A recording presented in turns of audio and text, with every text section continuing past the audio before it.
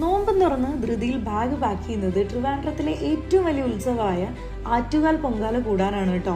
ഒരു മുസ്ലിം മതവിശ്വാസി ഹിന്ദുക്കളുടെ വല്ല ആറ്റുകാൽ പൊങ്കാലൊക്കെ വന്നിട്ട് അവരുടെ ആഘോഷങ്ങളിൽ പങ്കെടുത്താൽ അത് ഇസ്ലാമിന് വിരുദ്ധവും അത് മതമൈത്രിക്ക് വിരുദ്ധവും അത് മുസ്ലിമല്ല. റമദാൻ മാസത്തിൽ ഇങ്ങനെ എന്തിനാണ് ചെയ്യുന്നത്? Welcome back to Visal media. ഞാൻ ഫക്രുദ്ദീൻ പന്തവർ. മുസ്ലിമായ റനീഷ റഹ്മാൻ എന്നുള്ള ഒരു യുവതി പരിശുദ്ധ റമദാൻ മാസത്തിൽ തിരുവനന്തപുരത്ത് എന്ന് ആറ്റുകാൽ പൊങ്കാലുണ്ടല്ലോ, ആ ആറ്റുകാൽ പൊങ്കാലയ്ക്ക് പോയിട്ട് അവിടുത്തെ ഹിന്ദുക്കളുടെ മതപരമായ ചടങ്ങുകൾ നടത്തിയൊരു വീഡിയോ അവർ തന്നെ പങ്കുവച്ചൊരു വീഡിയോ ആണ്. ആ ഒരു വീഡിയോക്ക് താഴെ പലരും ഈ പെൺകുട്ടിയെ നീയൊക്കെ ഒരു മുസ്ലിമാണോ, നീ എന്തിനാണ് നോമ്പെടുത്ത് ഇങ്ങനെ ചെയ്യുന്നു, പല പ്രതികരണങ്ങൾ നടത്തിയത്ര. സോഷ്യൽ മീഡിയയിൽ മുഴുവനും ഇതാണോ ഇസ്ലാമിൻ്റെ സംസ്കാരം?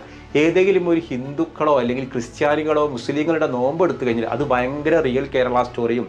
ഒരു മുസ്ലിം മതവിശ്വാസി ഹിന്ദുക്കളുടെ വല്ല ആറ്റുകാൽ പൊങ്കാലയ്ക്ക് വന്നിട്ട് അവരുടെ ആഘോഷങ്ങളിൽ പങ്കെടുത്താൽ അത് ഇസ്ലാമിന് വിരുദ്ധവും അത് മതമൈത്രിക്ക് വിരുദ്ധവും അത് മതേതരത്വം തകരുന്ന കാഴ്ചയായിട്ട് മാറുന്നത്. ഇതെന്തൊരു ദുരന്തമാണ് എന്ന് പറഞ്ഞിട്ട് ഭയങ്കര വിവാദം. ഇവരുടെ ഒരു വീഡിയോ ഉണ്ട്.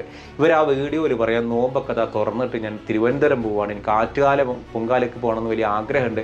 ഇതൊക്കെയാണ് അവർ ആ വീഡിയോയിൽ പറയുന്നത്. ഇവരങ്ങനെ വന്നിട്ട് ആറ്റുകാൽ പൊങ്കാലയ്ക്ക് അതിൻ്റെ ഒക്കെ എന്തൊക്കെ പായസം എന്തുണ്ടാക്കുന്ന ചടങ്ങുകളൊക്കെ ഉണ്ടല്ലോ, ഹിന്ദുക്കളൊരു ചടങ്ങാണ്. പണ്ട് കാലത്ത് അവിടുത്തെ താഴ്ന്ന വർഗ്ഗക്കാർ നടത്തിയതും ചടങ്ങ് ഇപ്പോൾ എല്ലാ വർഗ്ഗക്കാരും നടത്തുന്നുണ്ട്.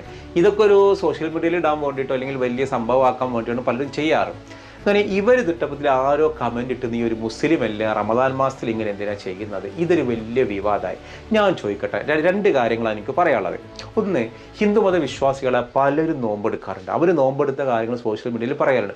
അതിൻ്റെ അടിയിലൊക്കെ വന്നിട്ട് നിനക്ക് കൂലി കിട്ടുമോ, നീ എന്തിനാണ് ഹിന്ദുക്കളുടെ മതത്തിൽ നിന്നുകൊണ്ട് മുസ്ലിങ്ങളുടെ നോമ്പെടുക്കുന്നത്, നിന്നെ മുസ്ലിങ്ങൾ അംഗീകരിക്കുമോ, നീ നാളെ പാകിസ്ഥാനിൽ പോവില്ലേ, നീ സിറിയ പോലെ എന്ന് പറഞ്ഞിട്ട് ആ നോമ്പെടുത്തവർ അധിക്ഷേപിക്കുന്ന ആയിരക്കണക്കിന് കമൻറ്റ് ഞാൻ കാണിച്ചു തരാം. ഇതെവിടെയെങ്കിലും വാർത്തയായത് നിങ്ങൾ കണ്ടിട്ടുണ്ടോ? ഒരു മുസ്ലിം പെൺകുട്ടി ഒരു ഹിന്ദുമതത്തിൻ്റെ പരിപാടിക്ക് പോയിട്ട് ഏതോ കഥയില്ലാത്തവരെന്തോ കമൻ്റ് ഇട്ടത് അത് വലിയ വിവാദമാകുന്നൊരു വാർത്ത.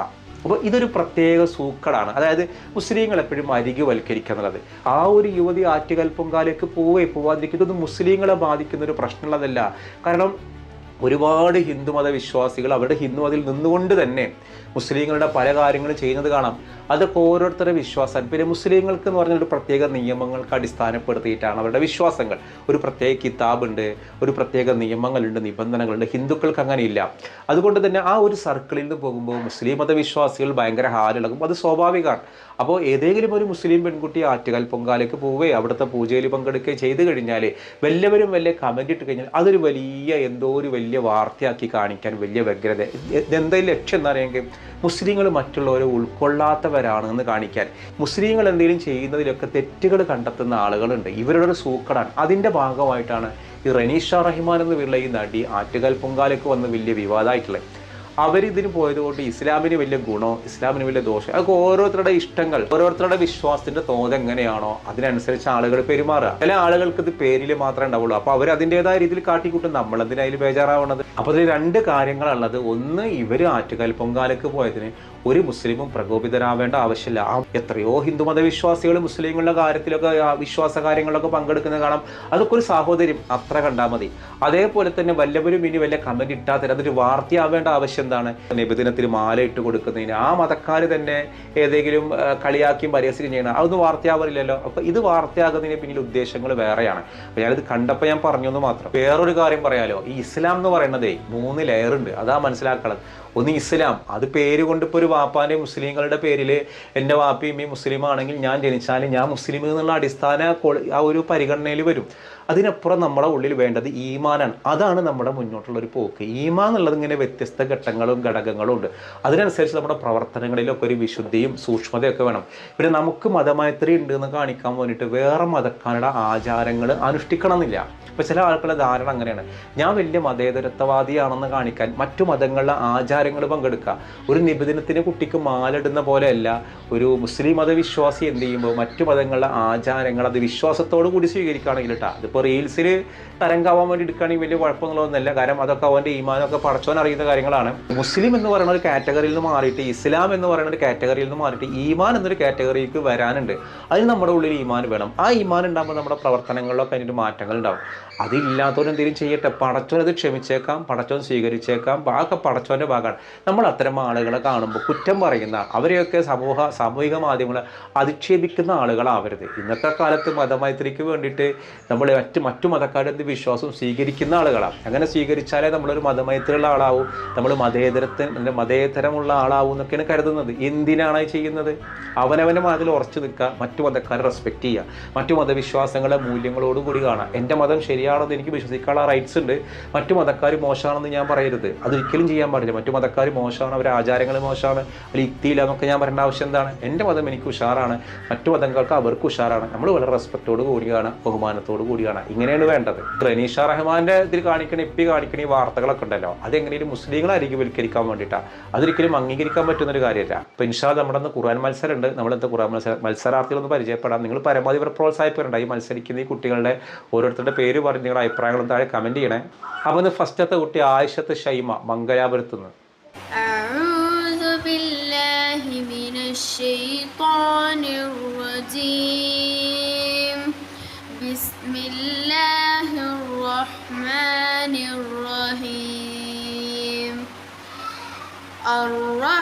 الرحمن علم القرآن خلق الإنسان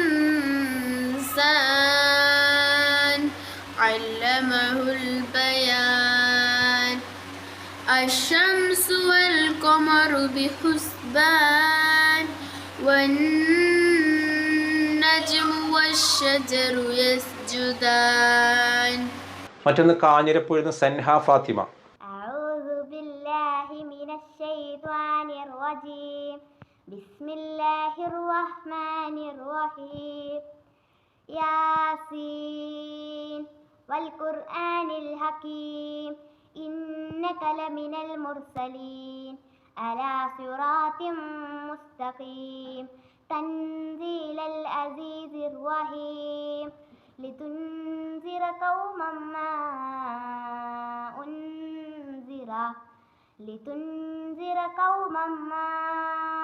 أنذر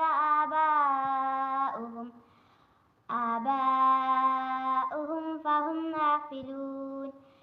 കണ്ണൂർ ഇരിക്കൂരിൽ നിന്ന് നഫീസത്തുൽ മിസ്രിയ.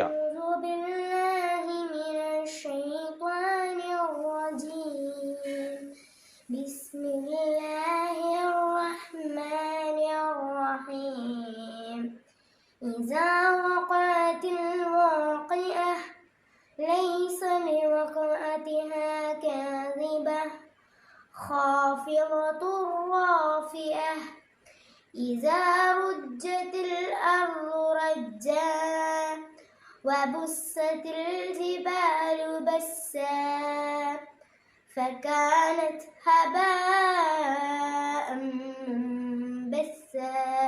പിന്നെ വാണിമേൽ നിന്ന് ഫാത്തിമ മുർഷിദ. أعوذ بالله من الشيطان الرجيم بسم الله الرحمن الرحيم عما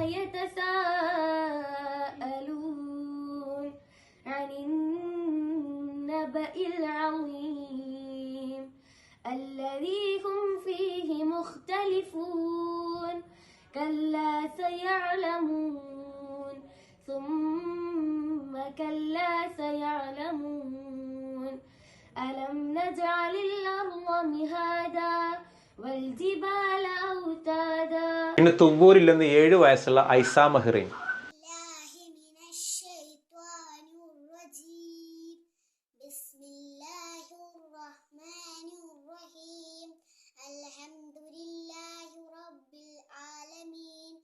الرحمن الرحيم مالك يوم الدين إياك نعبد وإياك نستقيم اهدنا الصراط المستقيم صراط الذين أنعمت عليهم غير المغضوب عليهم. കാസർഗോഡ് നിന്ന് 10 വയസ്സുള്ള മുഹമ്മദ്. أعوذ بالله من الشيطان الرجيم بسم الله الرحمن الرحيم الحمد لله الذي له ما في السماوات له ما في السماوات وما في الأرض وله الحمد في الآخرة وهو الحكيم الخبير يعلم ما يلج في الأرض وما يخرج منها وما ينزل من السماء وما يعرج فيها. അപ്പോൾ ഈ കുട്ടികളുടെ പരിപാടിയൊക്കെ ഇഷ്ടമായല്ലോ. നിങ്ങൾ താഴെ അഭിപ്രായങ്ങൾ തന്നെ കമൻറ്റ് ചെയ്യണേ. പിന്നെ നിങ്ങൾ ഇനി ഖുർആൻ മത്സരം അയക്കരുത്. ഒരുപാട് എൻട്രികൾ നമുക്ക് കിട്ടിയിട്ടുണ്ട്. ഇൻഷാ അല്ലാഹ് ഇതിൻ്റെ റിസൾട്ടുകൾ നമുക്ക് പെരുന്നാൾക്ക് ശേഷം നമ്മൾ പ്രഖ്യാപിക്കും. മറ്റൊരു ദിവസം മറ്റൊരു വീഡിയോയുമായി വീണ്ടും കാണാം.